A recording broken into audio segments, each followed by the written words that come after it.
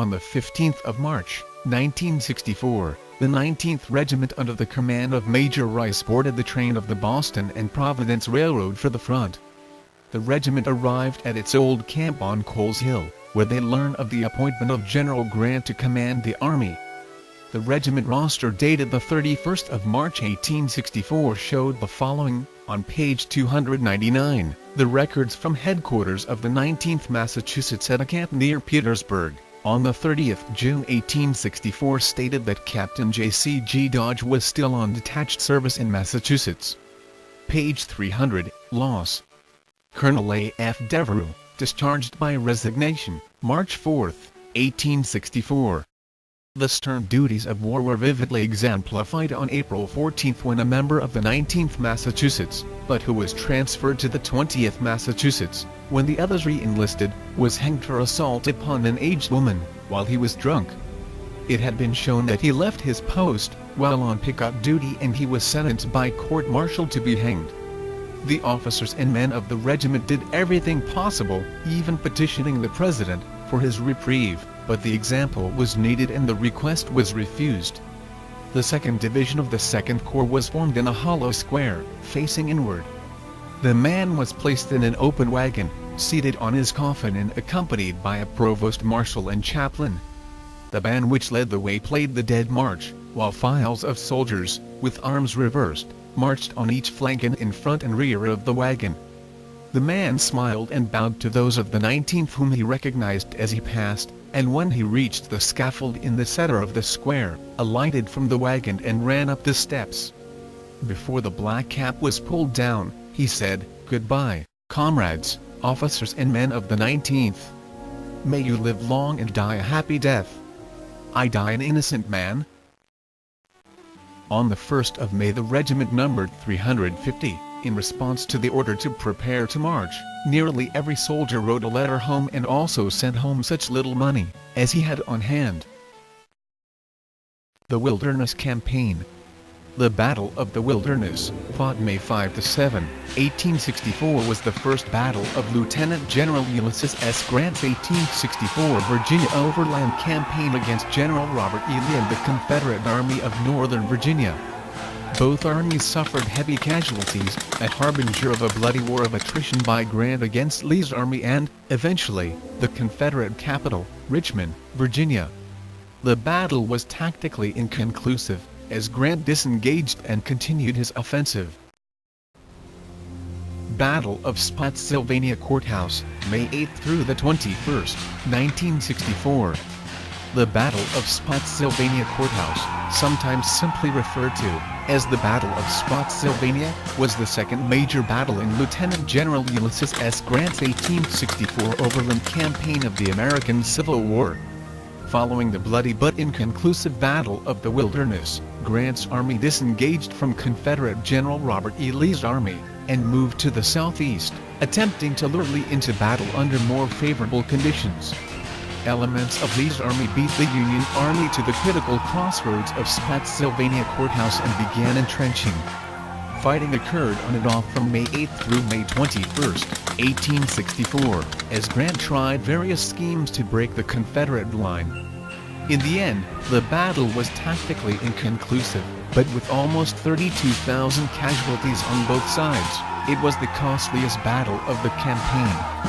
5 general officers were killed or mortally wounded during the battle, from the Union side Major General John Sedgwick and Brigadier General James C. Rice and Thomas G. Stevenson, and from the Confederate side, Brigadier General Julius Daniel and Abner M. Perrin.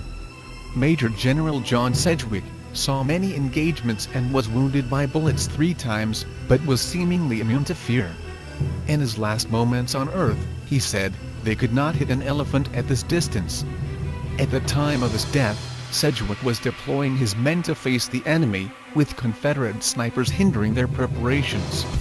His statement "they couldn't hit an elephant at this distance" are probably some of the best known of all famous last words. They may sound contrived, but are in fact precisely what he said just before being shot.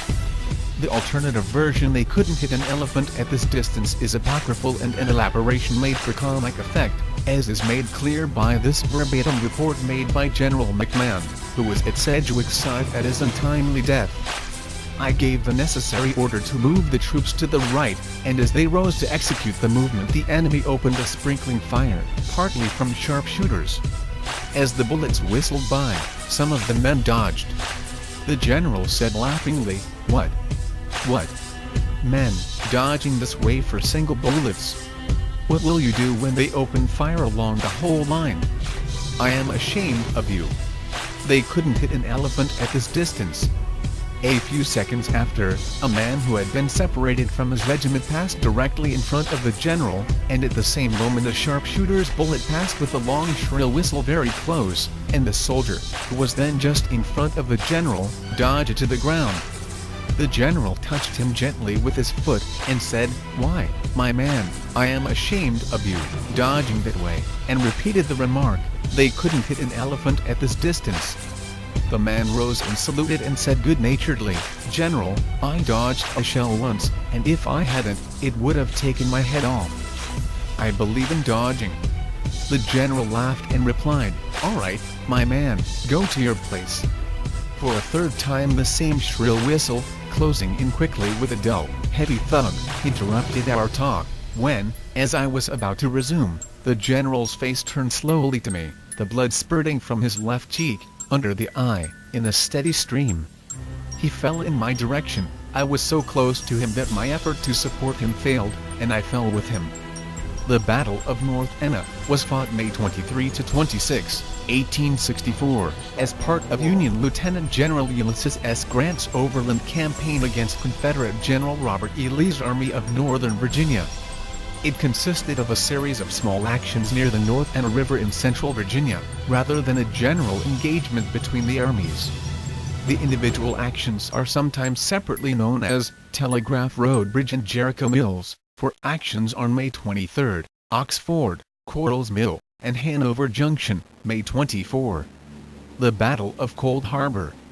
This battle was fought from May 31 to June 12, 1864, and was one of the final battles of Lieutenant General Ulysses S. Grant's overland campaign during the American Civil War, and is remembered as one of American history's bloodiest, most lopsided battles. Thousands of Union soldiers were killed or wounded in a hopeless frontal assault against the fortified positions of Confederate General Robert E. Lee's army.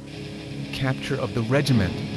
At 5:30 p.m. the regiment was ordered out on the skirmish line, and remained there until 12:30 p.m. of the 22nd, when the men threw up a rifle pit.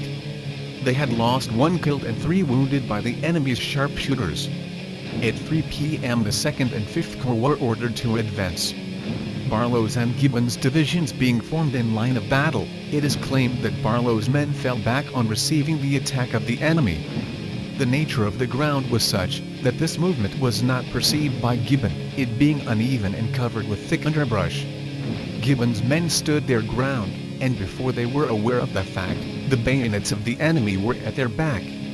In a moment the rebels had captured the majority of the 19th Massachusetts, together with the 15th Massachusetts, the 42nd and 59th New York, part of the 82nd New York, and a few men from the 20th Massachusetts, from the same brigade. Captain James G.C. Dodge, upon recovering from his wounds, decided he wanted to return to his unit. The exact timing of his decision is unclear, but he must have decided sometime after the Battle of Cold Harbor or the capture of his regiment, and before the Battle of Boydton Plank Road, against strong objections from his doctors and family. He was wounded twice. His recent wounds to both legs, at Gettysburg, made it very difficult for him to walk, but his strong desires and loyalties to his country and men compelled him to return. The Battle of Boydton Plank Road. Directed by Major General Winfield Scott Hancock, divisions from 3 Union Corps 2, 5, and 9 and Gregg's Cavalry Division, numbering more than 30,000 men, withdrew from the Petersburg lines, and marched west to operate against the Boydton Plank Road and South Side Railroad. The initial Union advance on October 27 gained the Boydton Plank Road, a major campaign objective. But that afternoon, A counterattack near Burgess Mill spearheaded by Major General Henry Heth's division, and Major General Wade Hampton's cavalry isolated the 2nd Corps and forced a retreat. The Confederates retained control of the Boydton Plank Road for the rest of the winter. Then on page 354, James C. G. Dodge at the Battle of Boydton Plank Road. It was written, during the stay here, Captain J. C. G. Dodge was transferred to the 61st Massachusetts Volunteers and promoted to Major therein. In Chapter 9 we will continue the story of Captain Dodge and the 61st Massachusetts Volunteers.